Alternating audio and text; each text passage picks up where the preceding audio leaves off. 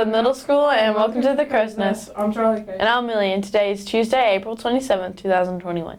At this time, let us pause for a moment of silence.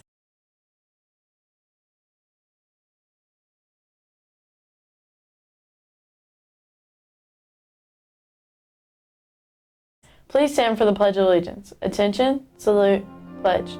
I pledge allegiance to the flag of the United States of America and to the republic for which it stands, one nation, under God, indivisible, with liberty and justice for all. The message for today is about always doing what's right. Someone once said, fear less, hope more, whine less, breathe more, talk less, say more, hate less, love more, and all good things are yours. My mother taught me to refuse hate. She taught me to refuse blanket judgment.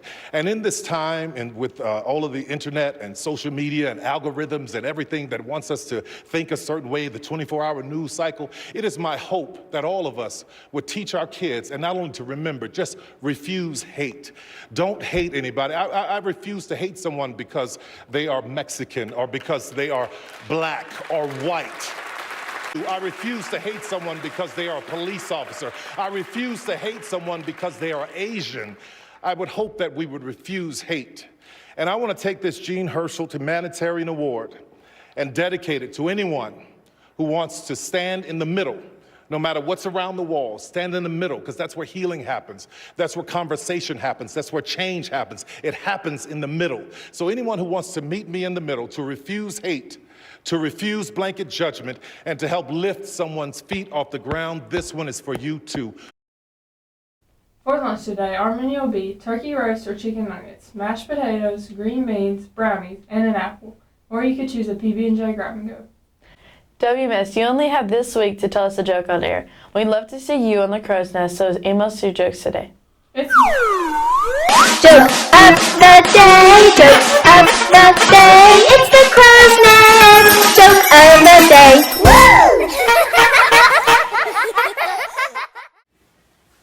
Did you hear about the kidnapping at school? It's okay, he woke up. And that's the Crow's Nest, joke of the day. What's your jokes today? It's Morse Code Day, a system of communication once used in telegraphs and is still useful today. Let's find out more.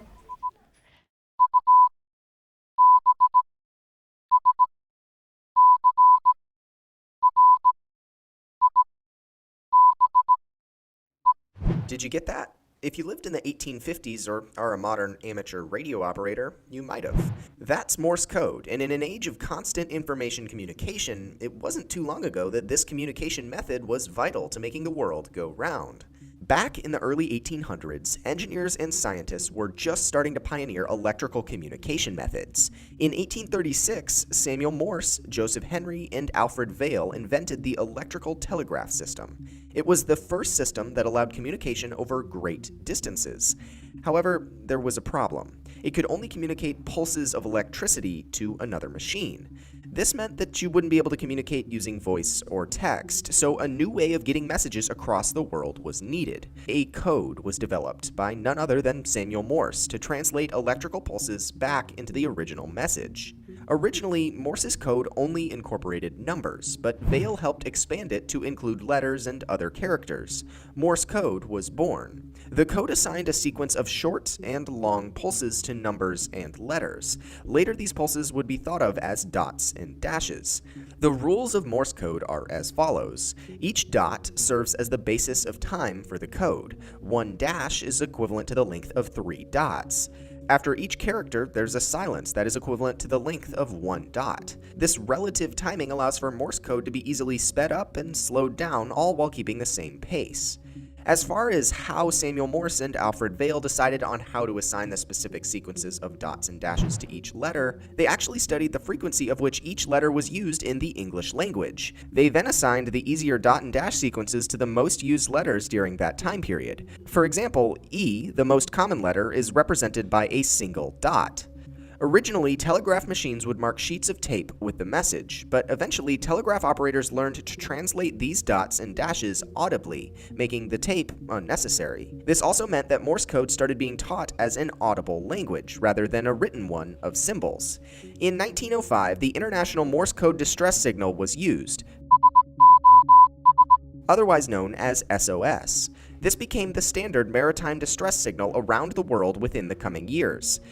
These series of letters were actually chosen for their simplicity, not for the letters SOS. It wasn't until later that people began associating phrasing with those letters, like save our ship or save our souls. So, Morse code was invented as a necessity of the first mass communication method utilizing only electrical pulses. It was, and to some degree it still is, a vital means of communication across the world. The Crow's Nest would like to wish a very happy birthday today to Craig Barnes. Enjoy your special day. That's the view from the Crow's Nest. Have a terrific Tuesday.